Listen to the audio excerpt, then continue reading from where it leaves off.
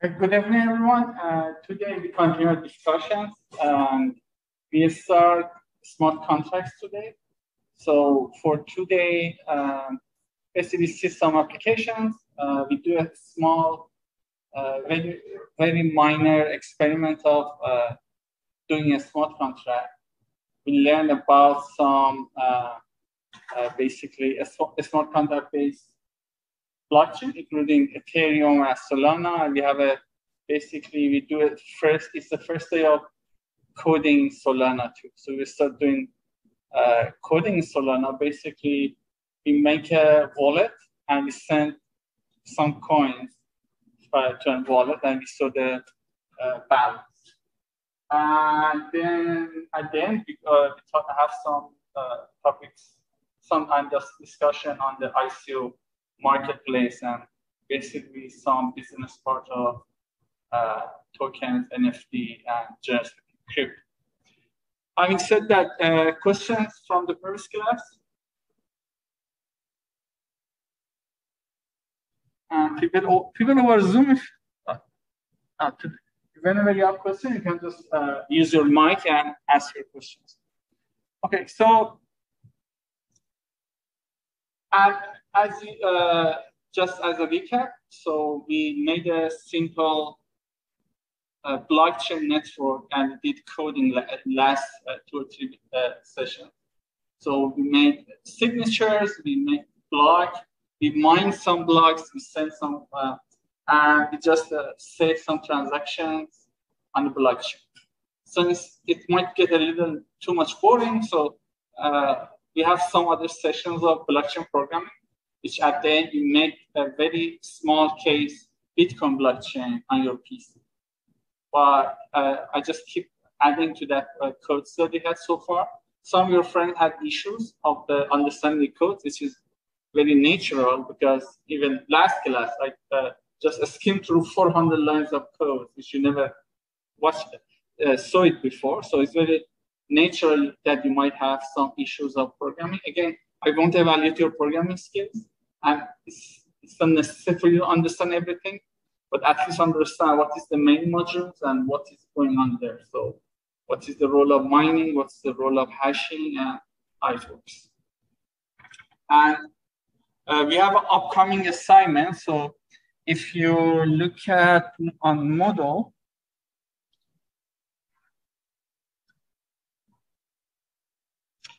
assignment 6, I gave you a questionnaire. So there is some questions about Clark University and Bitcoin and cryptocurrency in general. For example, the first one, when Clark University is founded. So I think Dr. Han might know. Is there anyone else who knows what's the answer for the first question?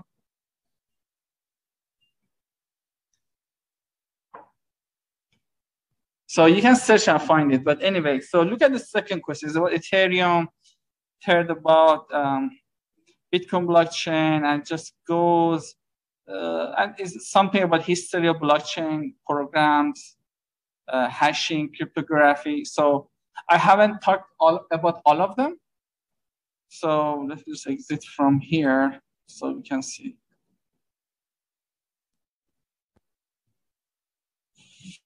So, sorry, so you couldn't see my questions, but anyway, you answer these questions, and what you submit is a CSV file. So I gave you a picture of the CSV file and also a sample CSV file. So what should you do? You download this CSV file.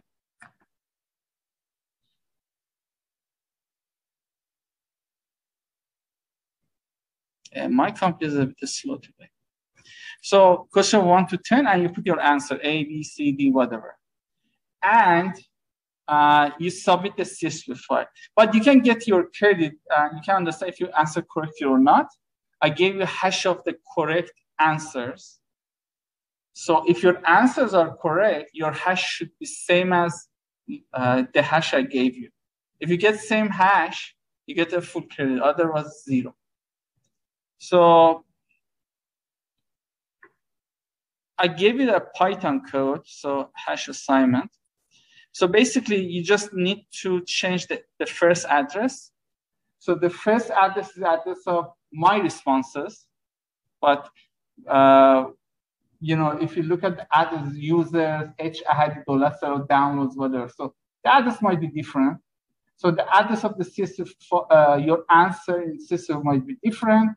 Also, you download the hash file. So basically, hash file is just a very simple, the simplest way of having a ledger. So it's a ledger that has the hash of correct answers. So anyway, you change these two addresses, and at the end, if your response hash and the correct hash are same, you get success and you get full credit. So again, this is for your own evaluation. So, but it's how I grade you. So I don't care whatever you did. You might answer all of them correctly except for one question. But you would get 0 because your hash would be totally different. Again, there is no coding required. I just want you guys to read the questionnaire, find the answers. For some that you need to do your own research, update the CSV file that I gave you, this CSV file, and just submit the CSV file. But again, you can understand your credit before I grade you, because you can check the hash of your answers and also the correct hash.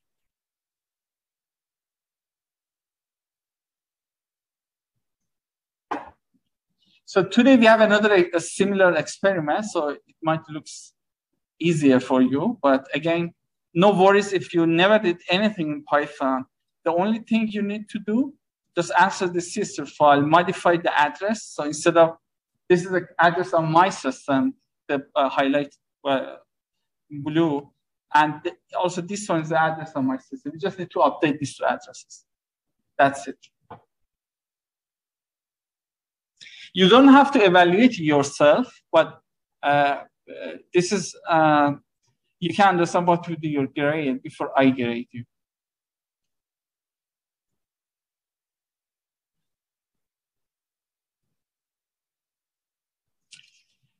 Okay, question about your next assignment?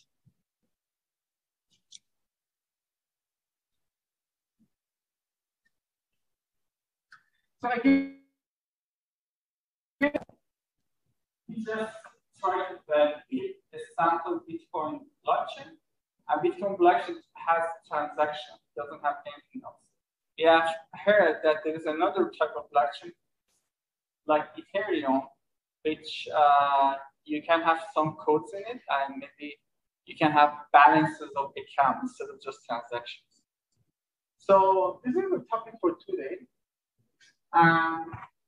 So if I super simplify it, it's like, just remember the sample block, Bitcoin block that we had. In Ethereum blocks, you have something like a command, like if this thing happens, do something, if else. Not exactly like this, but it's in the Solidity programming code. But instead of the blocks, you have commands. You don't have just transactions saying this person sent this going to someone. What application is a flash loan? Is there anyone ever heard of flash loans? So basically, let me just go back a little back. So yesterday I showed you the ICP coin, which was less than $7. Let's look at CoinMarketCap today for ICP.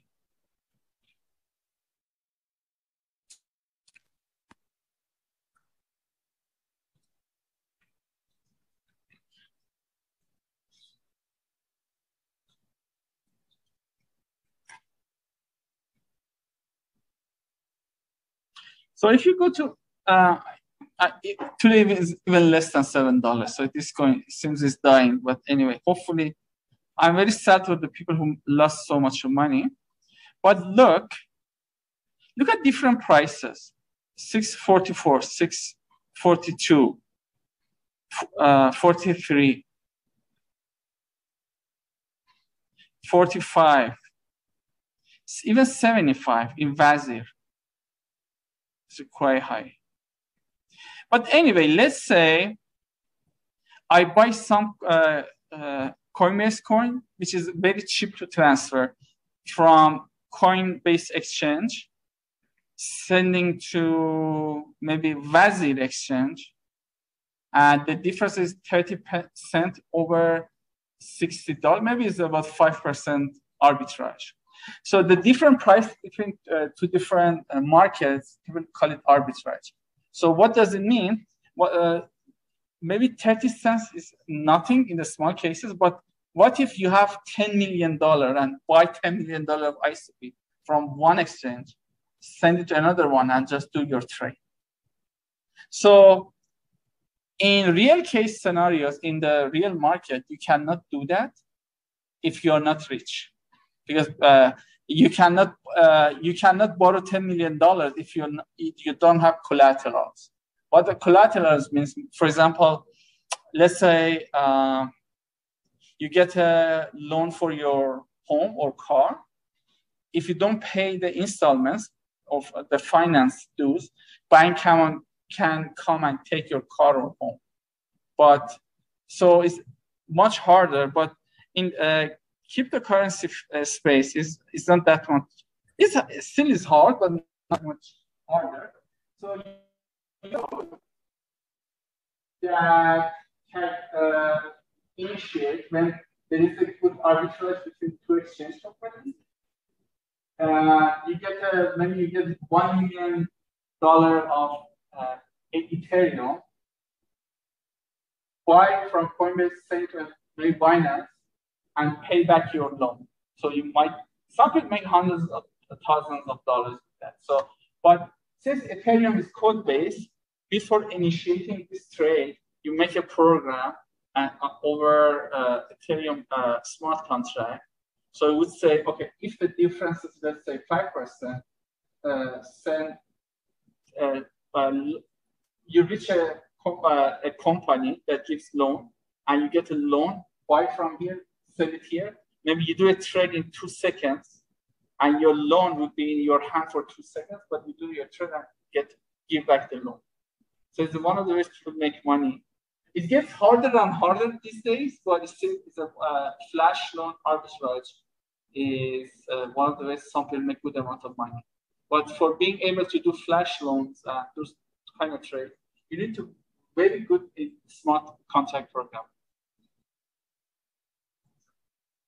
Smart contract programming, like Ethereum programming or maybe Solana programming.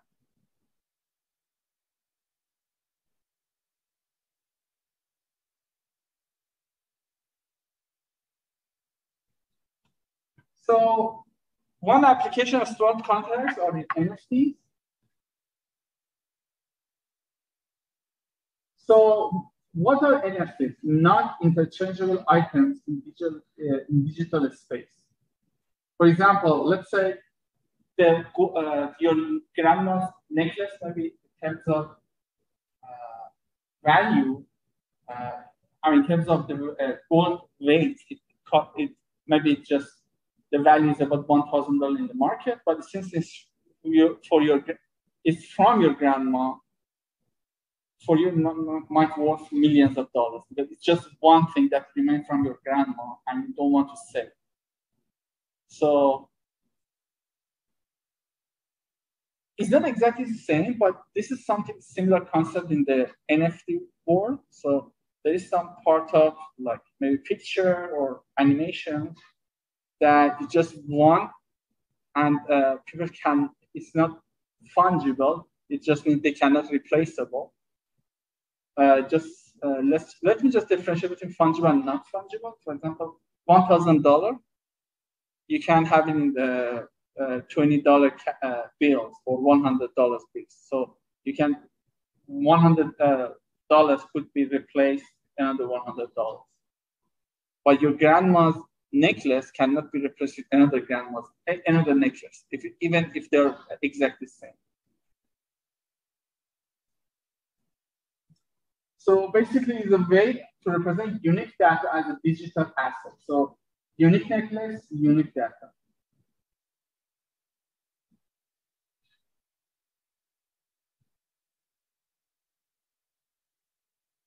It's a type of decentralized application, or DApp, which is based on a smart contracts. And any digital file could be considered as an NFT, like music, drawings, lecture, etc. Even some singers just sell their specific song to some of their fans. They just mint it over NFT or a smart contract. Again, look at this example. A chewing gum might be worthless. Maybe even you won't touch it. But Alex Ferguson last chewing gum sold almost 400,000. I think it's in pounds, I guess, not dollars. Yes, pounds on eBay, a UK currency. So, does anyone know who's Alex Ferguson? You never heard of him? He was the most famous soccer coach in the United Kingdom. He was the Manchester United soccer coach, and he used to just chew a lot of gums, but his last gums in his last game was sold for this amount of money. So unless you're not a big fan of soccer, for you it doesn't make any sense. Why should people pay that much of money? I don't say NFT is exactly the same, but somehow brings a feeling of scarcity, and people think it's very unique, and they pay that amount of money for that. We will talk about NFTs later on, because I think for many of you may not make that much of sense. Please do this reading. This is from Ethereum Ethereum website, and they provide good basically description of NFT, how it works, and also they talk about NFT over Ethereum platform. Let me play this video.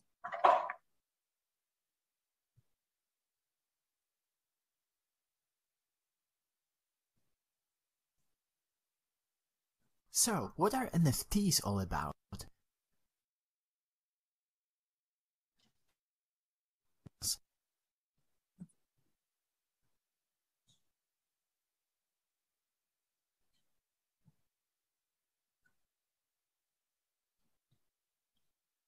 So, what are NFTs all about, and how can they be used in decentralized finance? You'll find answers to these questions in this video. Before we start, if you'd like to support our channel, we are participating in Gitcoin Round 7, where, thanks to quadratic funding, even the smallest contribution matters. The round finishes on the 2nd of October.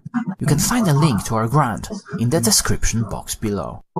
Okay, so let's start with what NFTs actually are. NFTs stand for non-fungible tokens, and they are one of the types of cryptographic tokens that can represent ownership of digitally scarce goods, such as pieces of art or collectibles. Non-fungible is not a very popular word, so let's see what it really means. In economics, fungibility is the characteristic of goods or commodities, where each individual unit is interchangeable and indistinguishable from each other. Like with most concepts, fungibility is best explained with an example. Fiat money, such as the US dollar, is a good example of something fungible. If Alice has a $5 banknote, she can replace her banknote with Bob's $5 banknote, without this affecting Alice or Bob. On the other hand, Alice's favorite limited edition basketball card is a good example of something non-fungible. Each card is treated as a collectible and has individual properties. A card with one player doesn't usually have the same value as a card with another player. On top of that, even when considering two exactly the same cards, other factors, such as the year of production or how the card is preserved, can make a difference. An extreme example of something non-fungible is a piece of art. A painting, for example, is usually created as only one original copy. Now, as we know what non-fungible actually means, let's see what the most common properties of NFTs are. Unique. Each NFT has different properties that are usually stored in the token's metadata. Provably scarce. There is usually a limited number of NFTs, with an extreme example of having only one copy. The number of tokens can be verified on the blockchain, hence its provability. Indivisible. Most NFTs cannot be split into smaller denominations, so you cannot buy or transfer a fraction of your NFT. Similarly to standard tokens, NFTs also guarantee the ownership of the asset, are easily transferable, and are fraud-proof. Although NFTs can be implemented on any blockchain that supports smart contract programming, the most noticeable examples are ERC-721 and ERC-1155 standards on Ethereum. Before we get into the NFT standards, let's quickly recap what ERC-20 is, as it will be useful for comparison. ERC-20 is a well-known standard for creating tokens on the Ethereum blockchain. Some of the examples are stablecoins, such as USDT or DAI, or DeFi tokens, such as Land, Wi-Fi, SNX, and Uni. ERC-20 allows for creating fungible tokens. So all of the tokens that were just mentioned are completely indistinguishable, and it doesn't matter if we receive USDT from our friend or from one of the exchanges. The value of each token is still the same. To simplify this explanation, we're skipping the possibility of receiving tainted tokens that would actually make a difference between tokens, making them less fungible. ERC-721 is a common standard for creating non-fungible tokens. ERC-721 allows for creating contracts that can be used to create distinguishable tokens with different properties. A common example of this is the famous Cryptokitties, a game that allows for collecting and breeding virtual kittens. ERC-1155 is the next step in creating non-fungible tokens. The standard allows for creating contracts that support both fungible and non-fungible tokens, and it was created by Engine, a project focusing on blockchain-based gaming. In many games, such as World of Warcraft, a player can hold both non-fungible items, swords, shields, armors, and fungible items, such as gold or arrows. This standard allows developers to define both fungible and non-fungible tokens and decide how many of these tokens should exist. Besides the already mentioned Cryptokitties, there are a few other fairly popular games leveraging the power of NFTs, such as Gods Unchained and Decentraland. Decentraland is an interesting example, as the players are able to buy parcels of digital land that can be later resold or even used as advertising space within the game. Other examples include marketplaces for digital art, such as Rarible, SuperRare, and even aggregators of marketplaces, OpenSea. Yet another example of something scarce that can be represented as NFTs are domain names. For example, Ethereum naming service with .eth extension and Unstoppable domains with .crypto extension. Some of the NFTs can be extremely costly. The most expensive Cryptokitty, Dragon, was sold for 600 ETH at the end of 2017, worth around $170,000. Scarce domain names, such as exchange.eth, can be worth upwards of $500,000. When it comes to DeFi, NFTs can unlock even more potential for decentralized finance. Currently in DeFi, the vast majority of DeFi lending protocols are collateralized. One of the most interesting ideas is to use NFTs as collateral. This means that now you'd be able to supply an NFT representing a piece of art, digital land, or even a tokenized real estate as collateral and borrow money against it. This sounds cool, but here is the problem. In our standard lending and borrowing DeFi platforms, such as Compound or Aave, the value of supplied collateral can be easily measured by integrating price oracles. These aggregate prices from multiple liquid sources, such as centralized and decentralized exchanges. When it comes to NFTs, the markets for particular tokens are very often illiquid, which makes the price discovery process tricky. To understand this problem better, imagine that someone buys a rare Cryptokitty for 10 ETH. This NFT is later used as collateral, and the borrower draws 1,750 DAI, assuming that 10 ETH is worth $3,500, and this particular NFT has 50% loan to value. After this, if no one else is willing to buy this particular Cryptokitty, we can say that the market for this NFT is illiquid or even non-existent. The only thing we can assume is that the NFT is still worth the same amount as it was last sold for. This is of course not a safe assumption, as the value of NFTs can change quite dramatically. This is also why some of the projects that offer NFT collateralized loans use a slightly different model of peer-to-peer loans. In this marketplace model, borrowers can offer up NFTs as collateral, and lenders can choose which NFT they are willing to accept before initializing a loan. The NFT that is used as collateral is kept in an escrow contract, and if the borrower defaults on their loan by not repaying the borrowed amount plus interest on time, the NFT is transferred to the lender. This space is really new, but one of the companies that use this model is NFTFi. Besides being used as collateral, NFTs can also represent more complex financial products, such as insurance, bonds, or options. Y-Insure from Yearn Finance is a good example of NFT usage in the insurance space.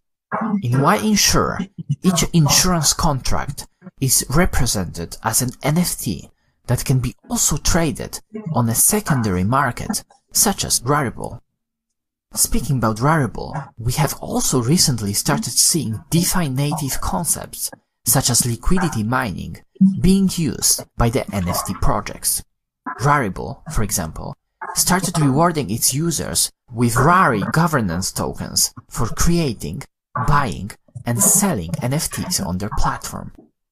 With over $100 million worth of NFT traded and $6 million just this month, the NFT space is one of the fastest growing niches in crypto and has huge potential, ranging from digital kittens to complex financial products.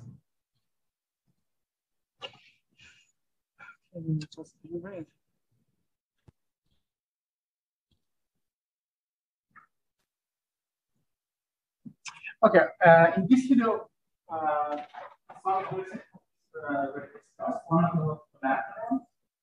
So I tell you my personal experience. So I applied for a loan from lure.com, and then a local Shrewsbury finance company. So they accepted my digital cryptocurrency as collateral, but I think the Shrewsbury one said, since it's very volatile, they consider 60%. Let's say if I have $20,000 of cryptocurrency, they just accept, or they just consider 12,000 because for them cryptocurrencies have a little volatility. So at lower.com, I think they accepted me 70%. But you might say, why I don't sell my crypto and put it and just use it for like down payment? Just keep in mind, if I sell my crypto, I should pay tax to the government. So let's say if I buy let's say I bought $1,000 of Ethereum. Now, let's say it's worth $20,000. The government would look at here and say, okay, so if you want to just sell it and put it for a down payment, you should pay us the tax. Because I had some interest, you know. But if I show to lower.com, I get the loan from them, I don't have to pay the tax. Although the value changed from 1,000 to 20,000, but for the down payment here, I don't have to pay tax. Actually, there are so many Bitcoin billionaires right now. So one of them, two of them are very famous twins. I think they had some challenge with Mark Zuckerberg because they believe he has stolen the Facebook idea from them. Anyway, they are famous people, but what they did, they invested in Bitcoin. Now they are billionaires, but they don't sell their Bitcoin. What they do, they just get collateral, get a good amount of loan, and they do their own business. What else? I think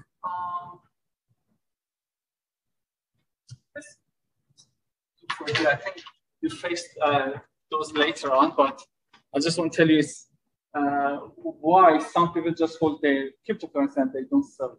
Because if they sell, they should pay tax immediately. And tax in the US is a very serious thing. Have you ever heard of, I think his true pronunciation was Al Capone.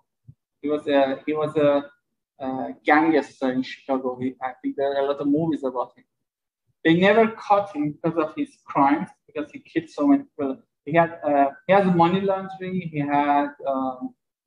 He killed so many people. He was a drug dealer, alcohol dealer when it was banned in the US.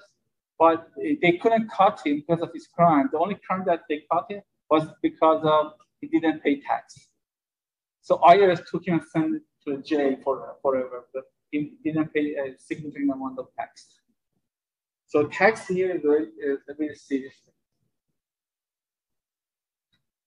So I took this table from the district reading, Ethereum org NFT. So these are some comparison between a world in terms of NFT before and after that, or NFT internet in terms of today. So as you see, some part of the comparison is about ownership, uniqueness, and the ease of trade for the artist.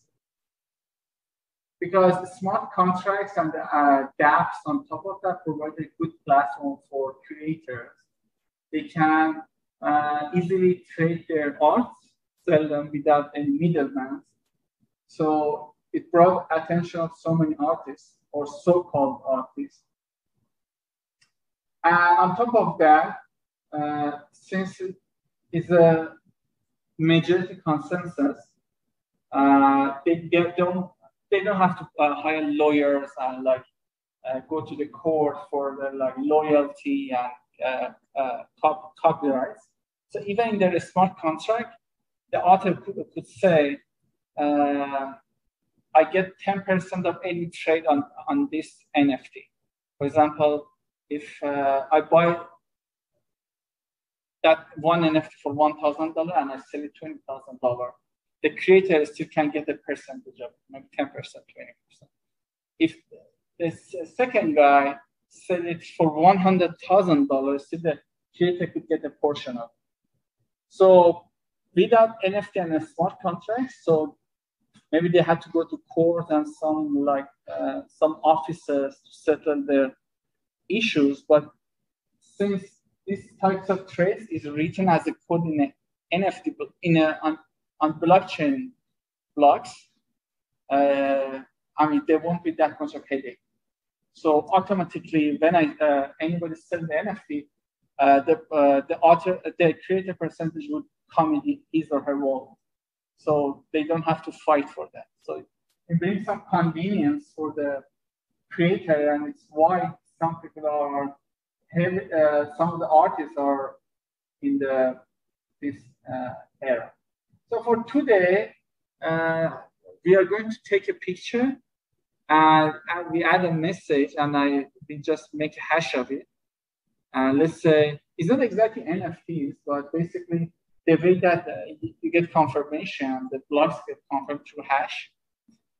So if you don't want to be in the picture, let me know by get a selfie of all of us, and I send it to you. You already have the code on Moodle. You can just calculate this hash. And if you do that, I think it's also that next assignment will be easy for you guys. So is there anyone who's not comfortable of being in the picture? No? So let's see if I can put everyone in the picture. I'm not sure. Yeah, I think everyone is in the picture. 1, 2, 3. So let me send you the file.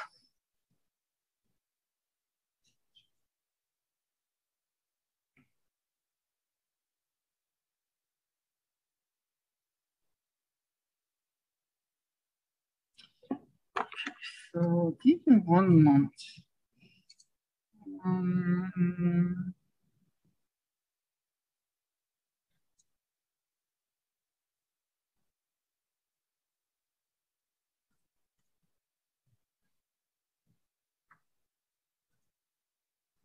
I'm just converting to the picture file, and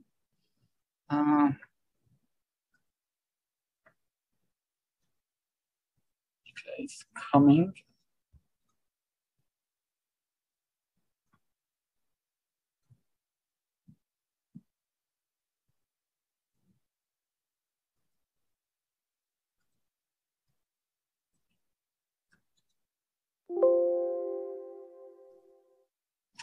Okay, let me put it on Moodle. 6.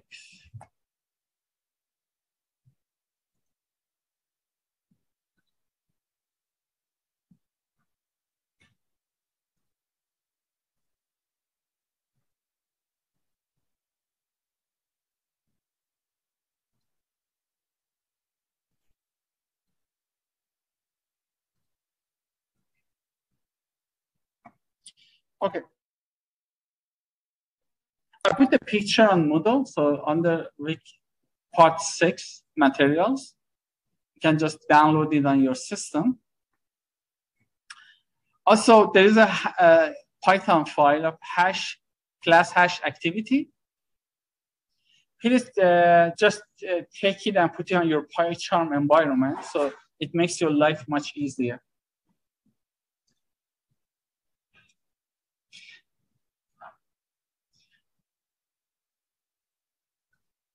So I open up the class hash activity, but I give you 5 minutes to download the file, put the Python file in your the folder that you have crypto project, and we just go start from there.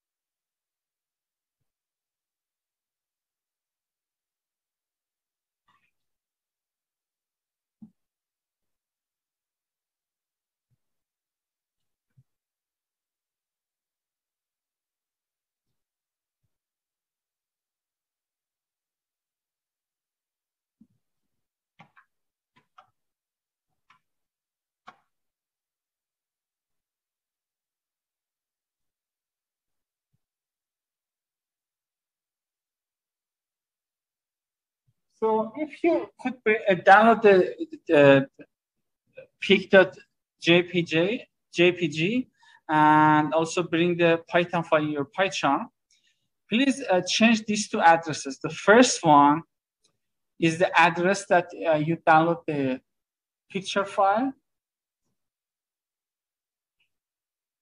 And the last address at the bottom is the location that we want to save our ledger. So this ledger will have the picture hash and also the message that we have.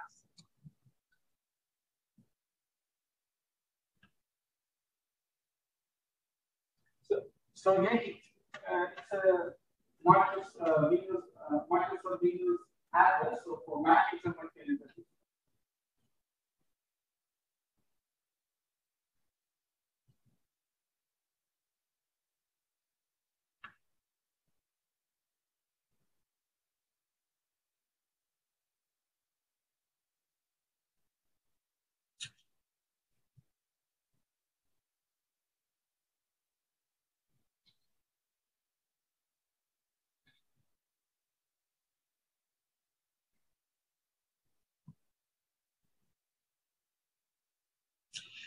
Okay, so if you look at the top of the file, I used two packages. One of them is Pickle and one Matplotlib. If you need to install it, it's very easy. For example, for Pickle, just select Pickle, right-click and copy.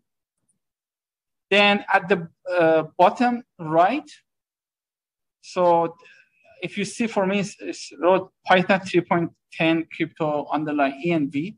For you might be a little different, but it's not a big issue. Just click on that Python and check and click on interpreter settings. Again, the goal is installing the package that you don't have.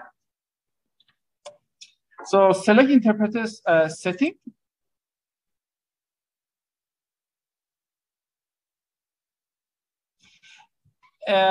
It shows the list of the packages that you might have on your system.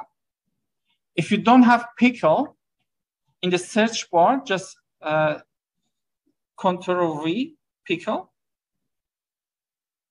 So I think Pickle is a default.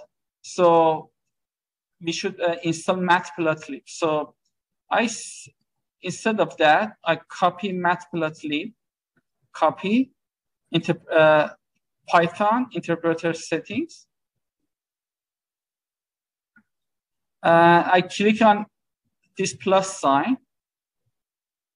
And here I search for Matplotlib.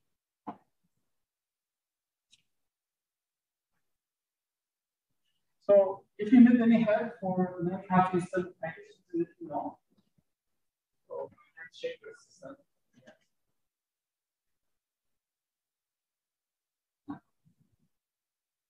So you can import Matplotlib.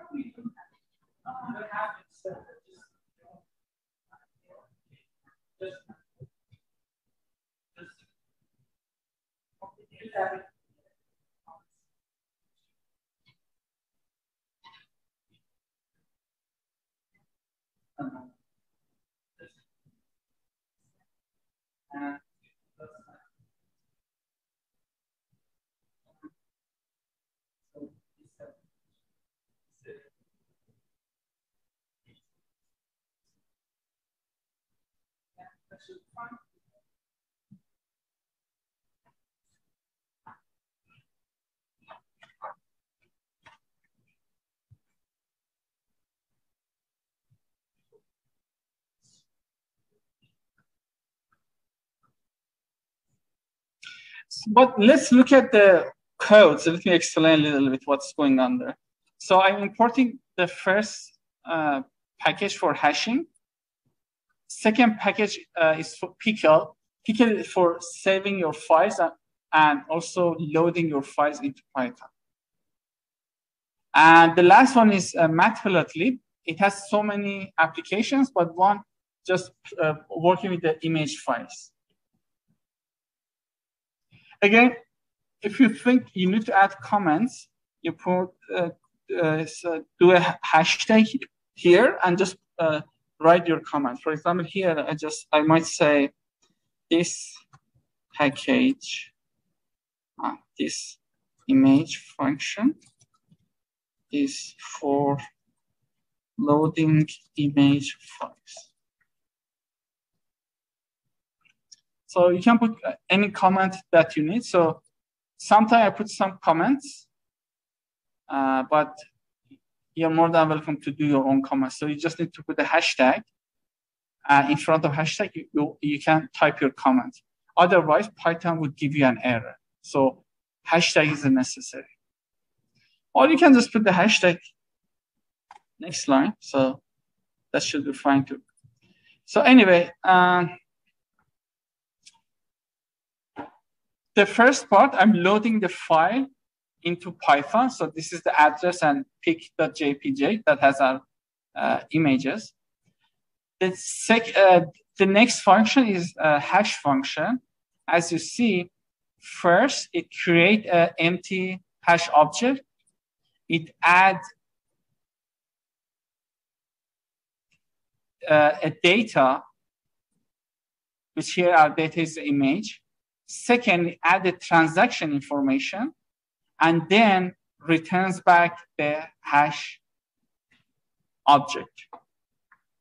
So first, we load an image. Second, we have a transaction information. I put both into the hash function. The first object, data in, is the image. The second is this transaction message, which Dr. Hans sold class NFT to Ethan for 100 Ethereums. So class hash has the hash of this picture and also the message together. Then we want to save this blog, or I mean a part of blog, as a ledger. So I basically identify the address of file, and WB means it's for writing. Then with dump, I'm saving the class hash into the address. So this is a ledger address. So it just means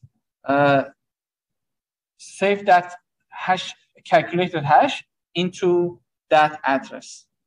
And then you should close the file. So I'm ledger.close, close that ledger file.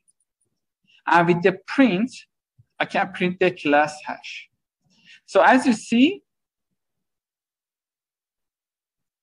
the blue line, highlighted blue line, is the hash of your class picture and also the transactions. Again, we might I can use different messages, different pictures, different music, sound. You can hash everything, but it's still the name is the same. Not the same like hashtag. For your class, for your next assignment, so instead of loading a image file, you load a CSV file. You also load a correct hash, and then compare your response hash with the correct hash. If they are same, you get the 100% credit. Otherwise, you get 0. And again, one way is just maybe if you don't get a full, maybe you can make a loop and you just do a different combination of A, B, C, D in all the questions. It might take forever, but another way of finding the true answers, because you have the correct hash. You just do the different combination of A, B, C, Ds and just compare if the hash are same or not. Hash is same or not. But again, if you do your own research, I think you can just Google and find the answers in maybe 30 minutes at most. But again, I'm also looking for people who did searching and just randomly checking all the combinations. That's the correct answer. But again, you submit your CSV file, and the only way that I grade you, I just load your CSV file in my Python and I compare the correct hash. So, but just keep in mind, don't change anything. So, for example, where's that? Let me go to my download.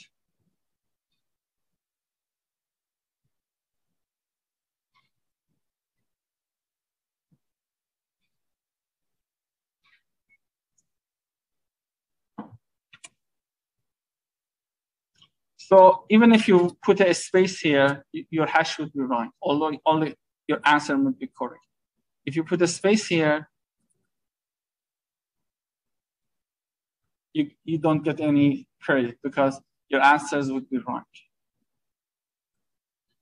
So just keep in mind, don't change any format, just put the correct answer, A, B, C, D, the correct one, and you get the full credit. Any question about the assignment? Also for the assignment, you need to install pandas if you haven't.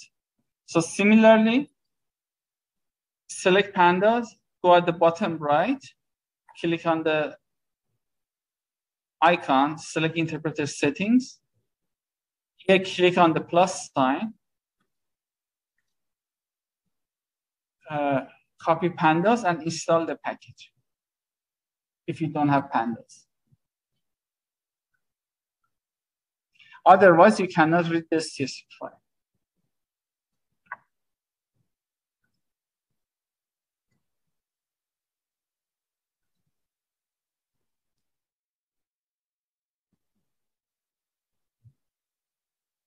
Questions so far?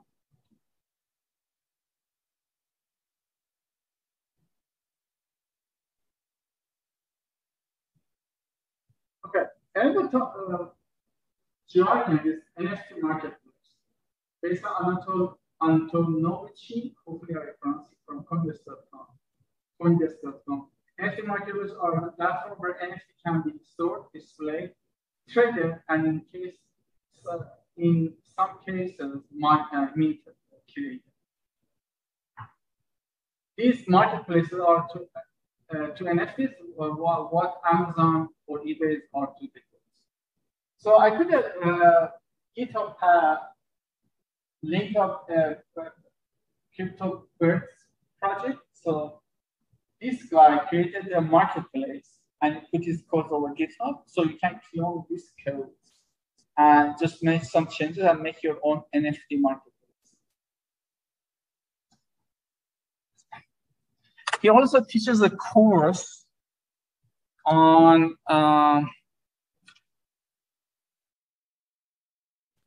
such information. I think he has it over Udemy and Coursera and other platforms.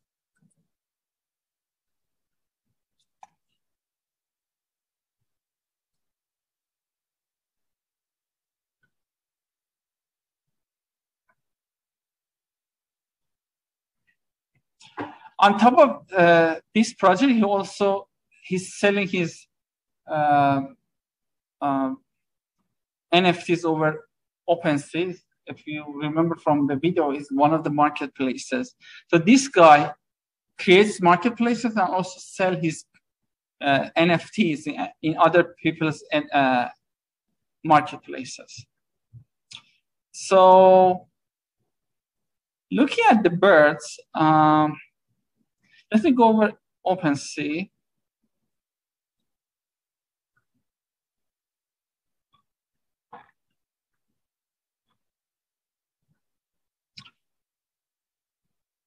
So you can explore, I mean, later on, it shows some prerequisites for trading, but you can see, okay, this picture is 161. I'm not sure if you want to pay for that, but let's see.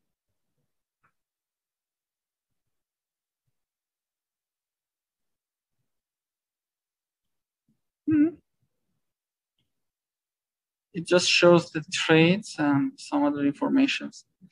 But again, let me just go back to his NFT. So what makes his NFTs interesting? He didn't do manually. So these are created by computer codes. So he basically, he ran some codes that randomly pick some features of a bird.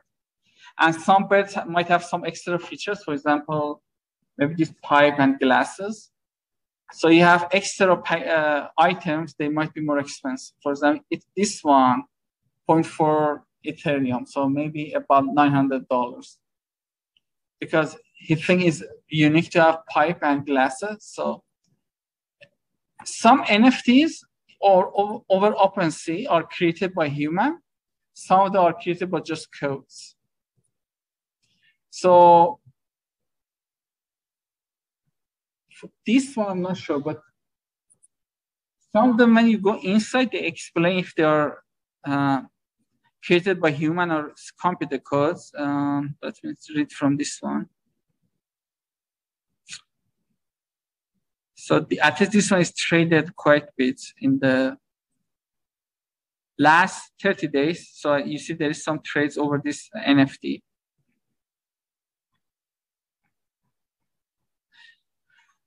But anyway, so if you're interested, there are a lot of good courses over NFT. I create some a program and just code your NFTs through maybe Python or other programming language. So you can just draw a picture and put it as NFT. So even you can put our class picture as NFT and see if someone would pay for that or not. Look at this, I found it over OpenSea. Somebody made the NFT of Clark University. I couldn't find his information, but I put the link. Let's check the price, see how much is it. In my point of view, I think he did manually, but let me just copy and paste it here.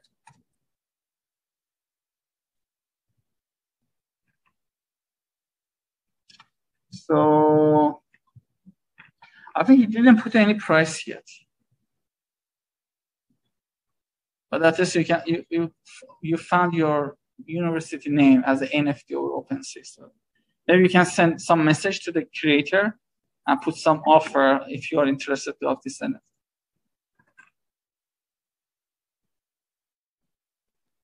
Yeah, this is, you can make an offer. There's a link for offering this NFT.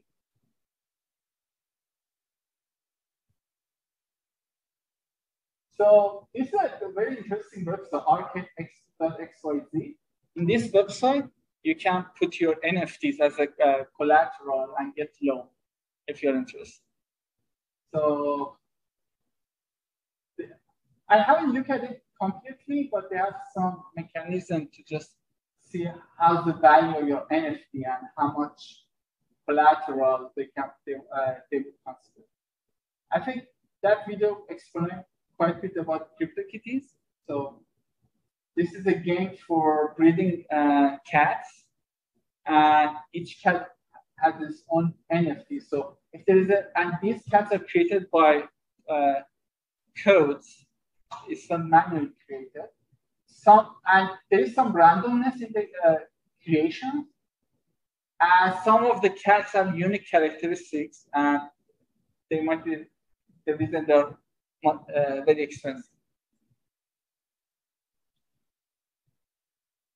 Again, regular NFT manually created, and we have our algorithm-based NFTs. So I think the video, they already talked about different standards. Basically, these standards helps developers to communicate with each other. So if there is no standard, and you might think, you might do some project with your friends. So sometimes, I mean, one of your friends spent like, just write 100 lines of code. And when you look at it, you cannot understand what is going on. So if there is no standard, you should understand each other's code completely to be able to communicate with each other. But with the standards, you can see what you could expect from other developers, and it just helps you to communicate much efficient. I mean, Dr. Han can correct me. I mean, my knowledge over standards is limited. It makes some mistakes, you know. So again, two good standards. One is ERC20. So if you want to buy Ethereum and send it to somebody, so it goes through this standard. So if you want to buy NFTs and use it for collateral loan or just sell and buy those things, it goes through this standard.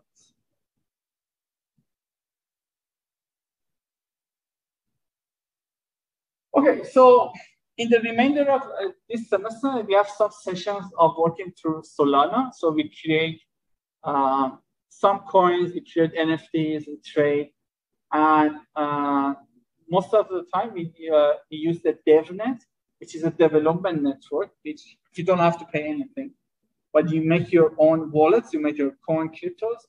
If it works well, later on you can transfer it to mainnet. But you will spend a good amount of time on Solana. These are main reasons. It's a fast transaction, very cheap. There is something interesting about Solana. So it's easy to program, it's easy to communicate with other applications because it's developed through Rust. It's a general programming language. But Ethereum is developed through Solidity. So Solidity is mainly for Ethereum community, but Rust is, it has some, I don't say Solidity is very hard to communicate, but Rust is a little easier. And it has a growing community which is very friendly.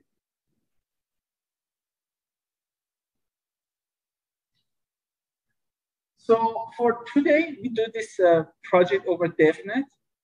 So basically, we do airdropping through Solana. Airdropping, which is a very common jargon in cryptocurrency environment, it just means sending some crypto to someone. Sometimes people give it for free. So they, if you join some of the communities of cryptocurrencies like Telegram chat rooms, Discord, or Twitter, for promoting their cryptocurrency, sometimes they just do giveaways and just give it to people to have it, so people can know about that. So they ask you to submit your usually email address or wallet address, and they just randomly pick some people and send them some coins. So today we do a very simple, easy airdropping project. I mean, for the remainder of the semester, we just add on top of it. Okay, let's see how much time we have. That's a bit of time. So, for coding Solana and for DevNet, we need a top ID. So you don't have to use Visual Studio, but I think this is just brings more convenience. But you don't have to install Visual Studio code. But Node.js and NMP is a necessity. If you never have that much of coding, I recommend to install both. But the first one is something like Python. is an environment for coding. The second one is a platform that supports Solana programming language. I put the download link for both of them.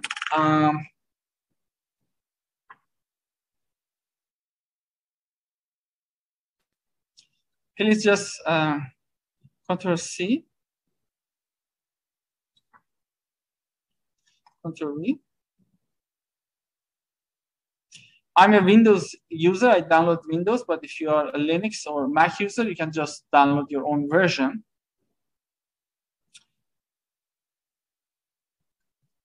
And do the same for Node.js. Ctrl C, Ctrl V. I use Windows installer. You can use Mac or Open. I think there's a Linux version. Anyway, so I think it might take about 15 minutes. So I'm here for next 15 minutes if you have issues of installation, but if you install it, you can have a break after that. So let's start from 7:45 for the next session. I paused video for here because I already installed both of them. So this is the Visual Studio environment, and I mean Node.js is also for Node.js. When you download it might ask you to install some supporting softwares. Just accept that and just do default and just next, and install everything. Let me pause the video for now, but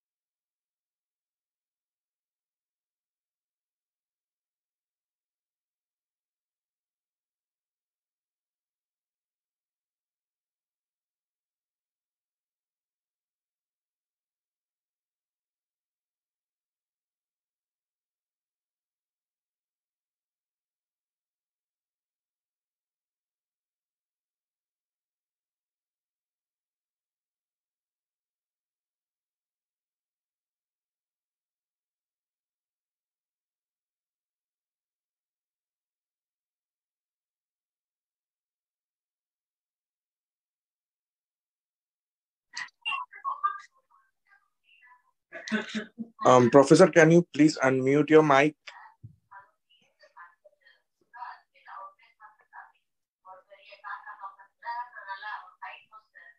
Okay, can you hear me? Yeah, now it's good. Okay, sorry, I don't know why it was muted. Yeah, look at SEC. So against Ripple, Securities and Exchange Commission filed an action against Ripple Labs, and two of its executives who are also significant security holders, alleging that they raised over $1 billion through an unregistered ongoing digital asset security offering. And you can go to that case and just study about that.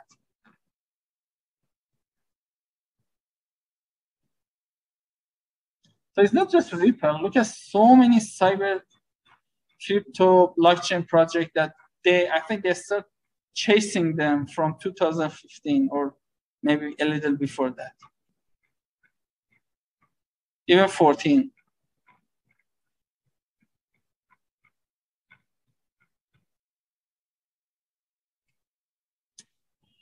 Okay, so I think that's for today. So what I recommend, just open your Visual Studio, just go through this code. I put some comments. And again, next classes, I provide more details. Today was just first class.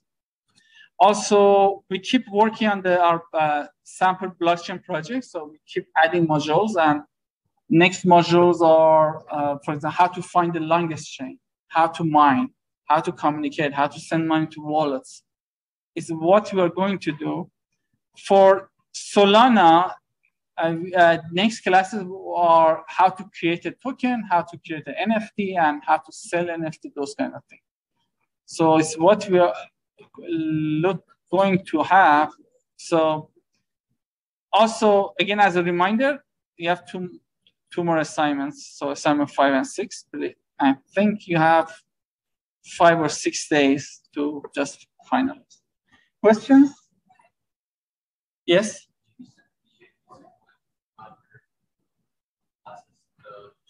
Oh yeah, I mean, for some reason Panopto didn't show. I don't know why. So I will download the files and then upload through YouTube. So hopefully I can. Probably I do tomorrow. Okay. If there is no question, that's for tonight. Thank you very much and have a great evening.